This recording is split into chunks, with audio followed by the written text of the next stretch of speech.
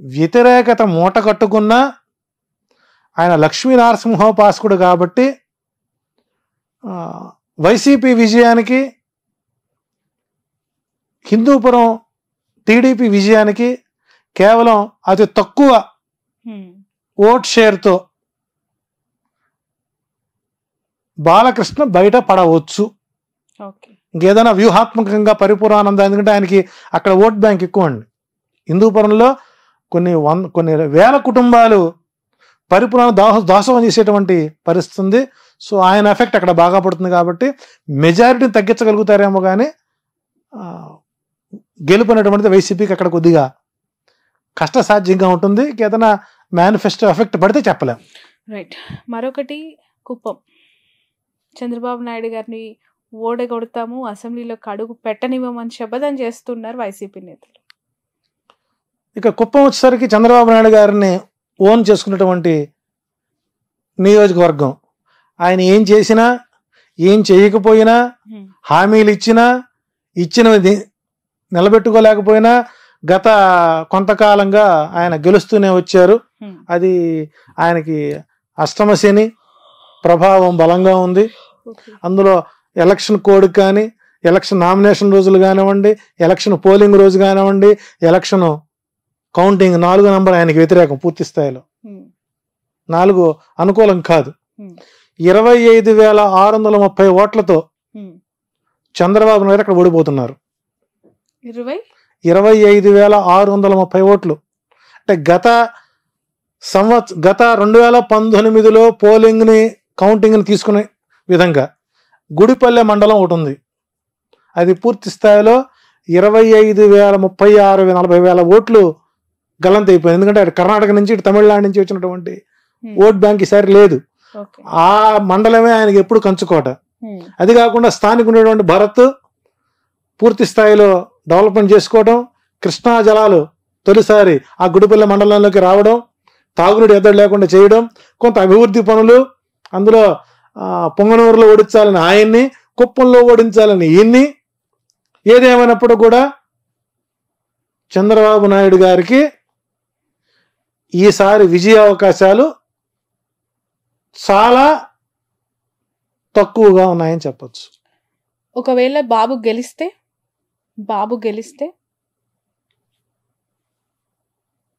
ఇక గ్రహ ఫలితాలు కూడా మనం తప్పని చెప్పుకోవాలి. ఇంకా అంటే ఇక ధర్మం ఉన్నటువంటిది కలియుగంలో లేదనుకోవాలి, ఇక ఆ ప్రాంతంలో లేదనుకోవాలి. ఎందుకంటే మీరు ఫిగర్ తో పాటు చెప్తారు 100% అండి. 26,000 మీరు ఏ సర్వే సంస్థలైనా చూసుకోండి.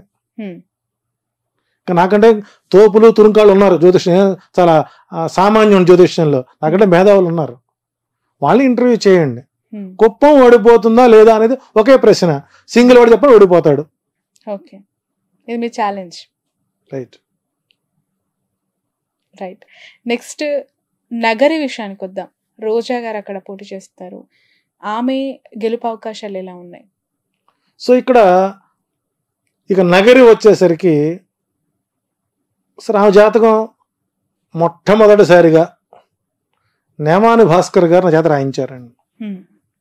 సుమారు 500 పేజీలు నిశితంగా పిన్ టు పిన్ రాసి వారికి నేను ఎక్స్ప్లెయిన్ చేయడం జరిగింది. నాతో కొంతకాలం మింగులై ప్రతి విషయానికి ఇలా చేయండి ఇలా చేయండి సూచనలు ఇస్తూ ఉన్నాం.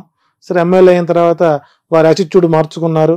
సో ఇబ్బందుల్లో ఆదుకున్నాం, సుఖాల్లో హ్యాపీగా ఉన్నారు. జబర్దస్త్ ద్వారా ఏదో సంపాదించుకున్నారు.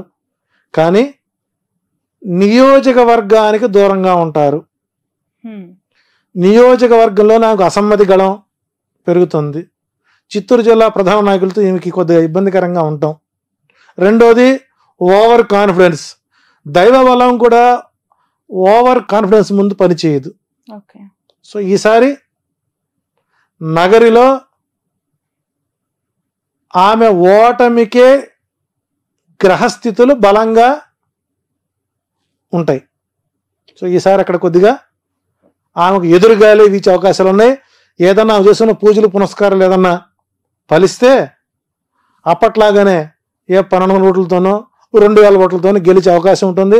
ఇంత చరిష్మాలో కూడా ఆమె గెలవకపోతే ఇంకా ఆమె అంత దురదృష్టంగా మనకు లేనచ్చు. నా అంచనా ప్రకారం నగరిలో రోజా ఓటమి ఖాయమైంది.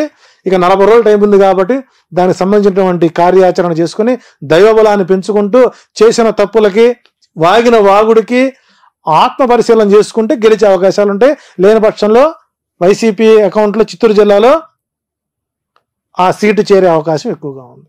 రైట్. మరొకరు లోకేష్ వాళ్ళ తండ్రి గురించి చెప్పారు, మామయ్య గురించి చెప్పారు. కుమారుడు లోకేష్ పరిస్థితి ఏంటి మంగళగిరిలో? అంటే ఇక్కడ లోకేష్ గారి జాతక ప్రభావంలో ఒక ప్రధానమైన ప్లానెట్, రాజయోగాన్ని ఇచ్చేటువంటి ప్రధానమైనటువంటి గ్రహస్థితి ఏదైతే ఉందో అది పూర్తి స్థాయిలో 35% మాత్రమే అతను సపోర్ట్ చేస్తుంది. కారణం ఏంటంటే పూర్తి స్థాయిలో ఆ నియోజకవర్గం మీద పట్టు లేకపోవడం. ఓకే, నేను ఉండేది మంగళగిరిలోనే కాబట్టి మేము లోకల్గా ఉన్నటువంటి అబ్జర్వేషన్ చేస్తుంటాను. గతంలో ఆళ్లరామకృష్ణారెడ్డికి అంత స్వీప్లో కూడా మంగళగిరిలో ఓట్ బ్యాంకు ఆయనకి లేకుండా పోయింది. అతనికి ఏమొచ్చింది సరే పెదవట్లపూడి, దుగ్గిరాల, నందివేలుగు ఆ మండలాలు, కొంత పొన్నూరులో నుంచి కొన్ని కలుస్తాయి. వాటిలో నెగ్గుకుని బయటకు వచ్చాడు. ఆ తర్వాత గెలిచాడు. ఆ తర్వాత మళ్ళీ మార్చారు, గంజి చిరంజీవికి ఇచ్చారు. గంజి చిరంజీవి టైట్ ఫైట్ జరిగింది. ఇప్పుడు అక్కడ పద్మశాలి ఓట్ బ్యాంక్ కీలకం.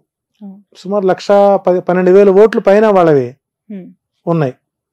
రెండోది రాజకీయ నేపథ్యం ఉన్నటువంటి కుటుంబం. అటు మురుగుడు వారి ఎమ్మెల్సీ గారి కోడలు ప్లస్ కాండ్ర కమల యొక్క కూతురు, ఎడ్యుకేటెడ్, స్థానికంగా అందుబాటులో ఉంటారు. సో అక్కడ పద్మశాలి దేవాంగ ఓట్లు కీలకం. ఎప్పుడు సిపిఐ సిపిఎం కంచుకోటది.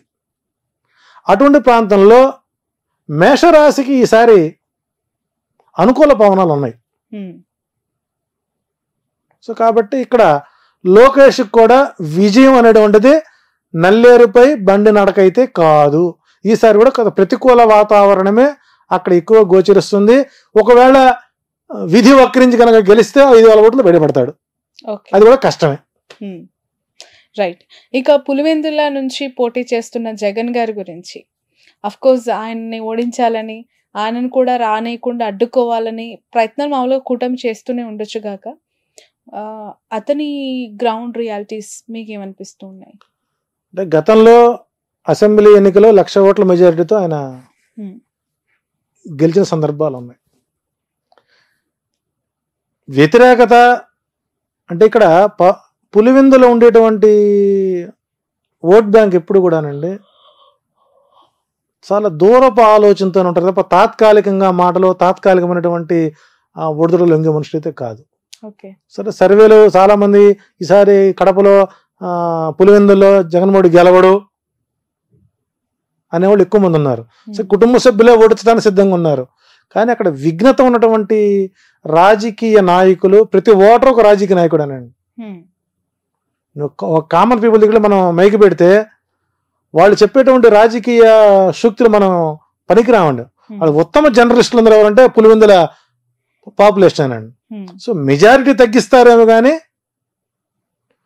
ఓటమిని మాత్రం పులివెందుల ప్రజలు అంగీకరించరు. సో అక్కడ విజయం అనేటువంటిది నల్లేరుపై బండి నడకి. సో జగన్కి 90,000 నుంచి 1,00,000 ఓట్ల మెజారిటీతో అక్కడ గెలిచే అవకాశాలు ఎక్కువ ఉంటాయి. ఓకే. అదే కడప పార్లమెంట్ నుంచి షర్మిల ఎంపీగా పోటీ చేస్తానని చెప్పి ప్రకటించారు.